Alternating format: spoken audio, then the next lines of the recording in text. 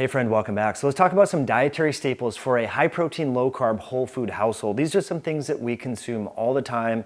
We don't have junk food, processed food in the house. We can make amazing meals that are flavorful with variety from all of these staple foods. So pretty much every time we go to the store in our household, this is what we're buying. Now we do buy once a year a grass-fed cow. And so a lot of our meat comes directly from a rancher who has grass-fed cattle. This brings the price down for grass-fed beef to about $3.95 a pound, which is just unbelievably affordable. So we have a freezer, so we're always thawing out grass-fed beef. My daughter loves grass-fed lamb. Unfortunately, we don't have access to lamb where we live, so we have to pay full retail for this. It's a little pricey, but what we like to do is use the lamb fat to cook some of the other staples in our household, including the mushrooms. I'm a huge fan of mushrooms. There's many health benefits to mushrooms: anti-cancer properties, immune supportive health properties, maybe even some prebiotic properties. You can put these in the sun to increase vitamin D2. So many health benefits to mushrooms. We'll share other cooking tutorials about how to properly cook mushrooms, but the nice thing is when you're cooking with whole real food is you can utilize the so-called waste or byproducts from the cooking process, say from the beef or the lamb, and make the other foods more palatable. So getting back to the staples, what do we do for, say, breakfast? Well, I will saute some carrots in lamb fat for about 5, 10, 15 minutes and add in some eggs. So this is a great breakfast option for my daughter before she goes off to school. We bike to school daily, so we're doing physical activity first thing in the morning. So that's why I like to get these carrots. The rainbow carrots, you're getting a little bit of the orange flavor, the purple polyphenolic compounds. The rainbow carrots, we grow these as well, but they're not in season right now, so we don't have any from the garden, but carrots are a staple. Now, another thing that is a staple, now some people may not fully appreciate this, these almond flour tortillas, great for kids. And another thing you can do with these tortillas is cut them up and emulate what a potato chip might look like. A chip, cook them in lamb fat, or ghee or butter, and you can make your own chips at home. And so this is like a weekend thing, a Friday night. Hey, let's have some fun, let's make some chips, let's make some guacamole. That's some of the things that we do. Now, before we go on and talk about guacamole, I just want to say thank you for being here. Thanks for watching this video. If you're getting value from these food specific videos, please share this with a friend who may benefit from this. Hit that like button. Also, support our sister company, Myoscience. We have the novel creatine containing electrolyte sticks, good for kids, good for families, good if you fast, if you're going to the gym and exercise. This has red mineral salt as well as 2.6 grams of creatine with magnesium and potassium. So a whole food supplement to your exercise program and healthy hydration. You can use the code podcast at myoscience.com. So going back to guacamole, this is a staple in our household. It tastes phenomenal. It makes everything else taste better. It's a nice snack, healthy, whole fat. You get a lot of potassium, speaking of electrolytes, in an avocado. Avocados aren't in season all the time. As we approach winter, they're significantly more expensive. So there is some seasonal variability in how much guacamole and avocados we eat. But when I buy avocados, I like to buy these three things alongside. So we have some cilantro, which we also grow in the backyard. We have garlic and we have a lime. So it's very simple to make the best guacamole.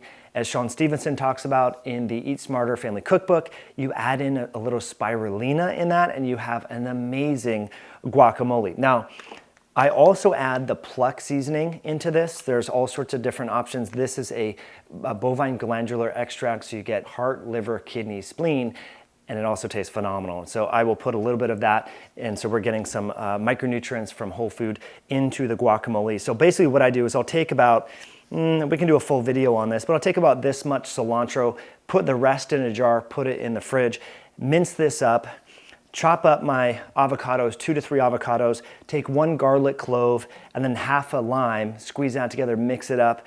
Tastes phenomenal. It's a great way to just kick off some nice color, add it into your meal, some variety. You can even, instead of having traditional potato chips, take the carrots, slice them down the middle, chop them up finely, and use that in lieu of a potato chip so that you're encouraging your family to eat less junk and more whole real foods. Now, let's go on with more of the staples. So, what about carbs, you might be wondering? Well, we don't eat a lot of carbs. We have some frozen blueberries. We have 5 blueberry bushes in the backyard that produce about 10 to 20 pounds of blueberries per year. We freeze those, and then we'll make different blueberry dishes, a yogurt that is just phenomenal that I'll share with you in another video. But for our carb sources, we'll do some sprouted and soaked rice, and I like these purple potatoes. But it's important to acknowledge that potatoes have anti-nutrients known as oxalates in the skin. So what I encourage you to do, you can check out Bill Schindler's book, Eat Like a Human, peel the potato before you cook it. Literally, this 5-minute preparatory step helps improve the digestibility of the potatoes.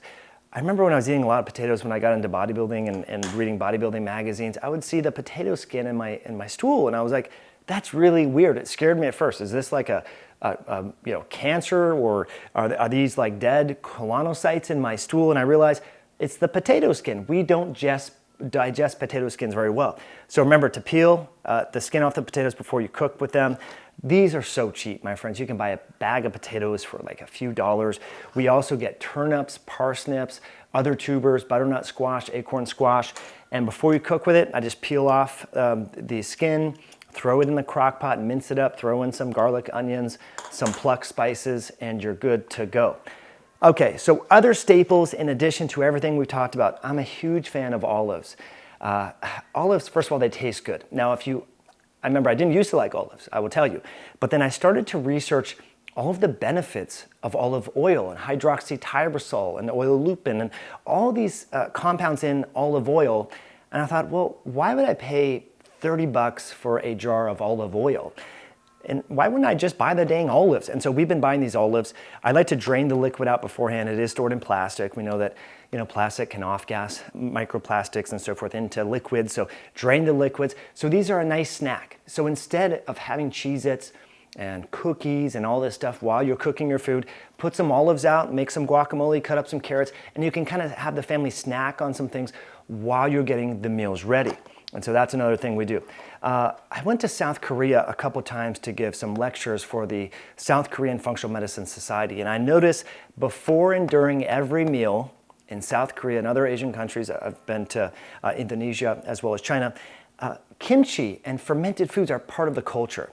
And I realized that the prevalence of obesity and metabolic disease is much lower in these Asian cultures. And I have to believe that there are some benefits therein with the association of consuming fermented foods and a reduction in metabolic health issues and body composition issues. So I'm a huge fan of eating kimchi all the time. So I've gotten my daughter to enjoy this. She likes it. We mix it in with the ground beef, with the lamb.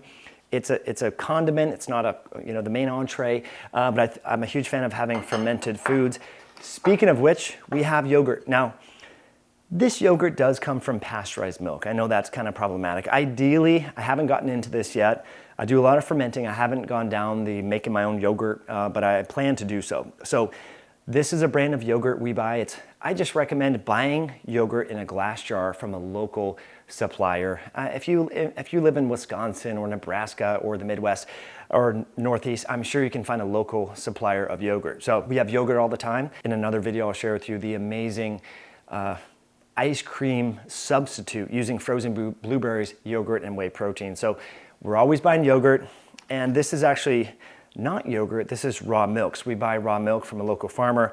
We put it in these different glass jars, and because the season of milk is coming to a nadir, this is all that's left for this week. We get it on Tuesday, we get 2 gallons, and by the end of the week, we barely have any left, which is really quite sad.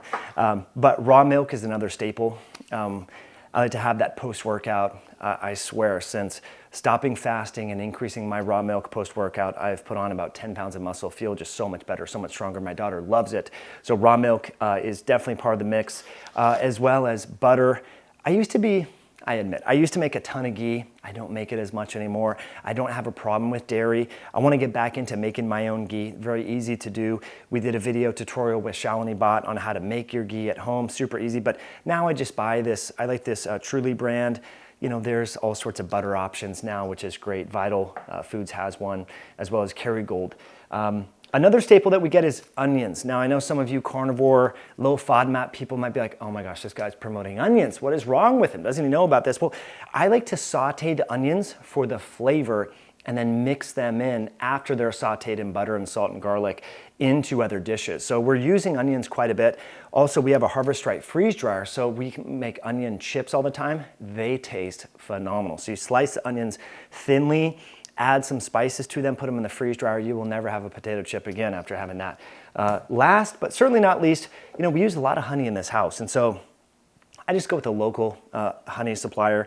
I'm sure in your area you can find a local beekeeper that is providing good honey as a sweetener. You know, this is a condiment, not something that you chug. You might want to have it post-workout a little bit. You might want to do it in lieu of sugar in some sort of dessert recipe that you might be making. But it might sound kind of boring. The only thing that's really missing here is our rice.